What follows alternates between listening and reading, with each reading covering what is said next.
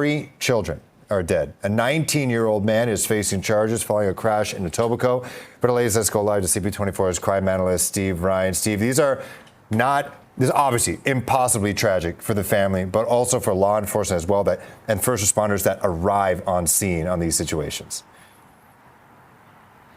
They are gut-wrenching, heartbreaking, life-changing for everybody, but also very frustrating for those that have done this for quite some time, Phil, because they see the same things happen over and over and over and over again. And they say the same things going on with regards to light sentencing, with regards to early release. So this is all the same old for a lot of people. But sadly, there are new people involved now who've got lifetime of grief and agony as a result of the loss of their children to no fault of their own. So here's what we know according to Toronto Police. It was 12:30 last night.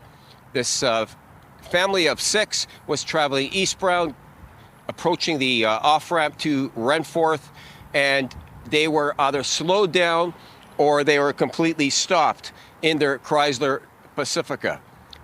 A 19-year-old driving a Dodge Caravan, police say, was speeding, and it struck the stopped or slowed down Pacifica, and it caused absolute carnage. Of the 6 people that were in that Chrysler vehicle, a 10-year-old was taken to a hospital and is still recovering, along with a 35-year-old woman and a 40-year-old man, a 15-year-old teenager, a 13-year-old teenager, and a 6-year-old.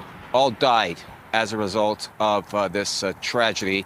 And we have one man in custody now, a 19-year-old, who is most likely facing 3 counts of impaired driving caused death and 3 counts of impaired driving caused bodily harm. Here's more from Toronto Police, who we heard from just a short time ago. One person's decision to drink and drive, which is a fatal decision this person made. And we, as a Toronto Police Service, we educate the public of the dangers of drinking and driving, and this is a result: a family is torn apart. The officer is so right. You make that decision not only to drink, then you make that decision to get into a car. Now, in fairness, these are only allegations, but what the police see time and time again, year after year after year, are people making decisions to get into vehicles, then making decisions to drive those vehicles under the influence of either alcohol and or drug. And far too often, this is the outcome, and it's just another grieving family that will never get over this tragic loss, ever. Doesn't matter how many years this guy may be sentenced to jail. If he is convicted, they'll never get over this. Absolutely not. And I don't think we in the reporting community or the community around the Neville Lake family have gotten over that tragedy, what happened there in York Region. And unfortunately, people who are still in the biz now, Steve, who are seeing this again, saying, not again. Yet again, another family, generations just wiped out.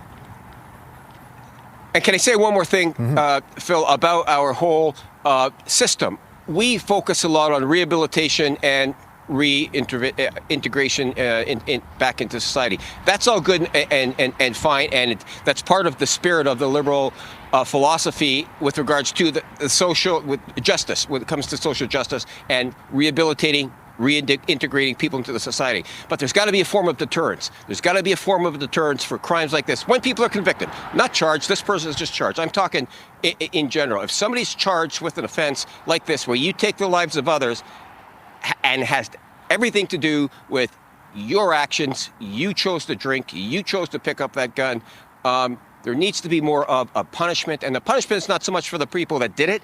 The punishment is for deterrence. It's for you or I to decide, we're not going to drink and drive tonight because of that last guy that did that, he just got whacked. Not to mention, he just killed a family of 6. But we don't want to have that same thing. That's what you want to have thought. So deterrent is big. And we're not seeing deterrence having a very big factor in our criminal justice system right now.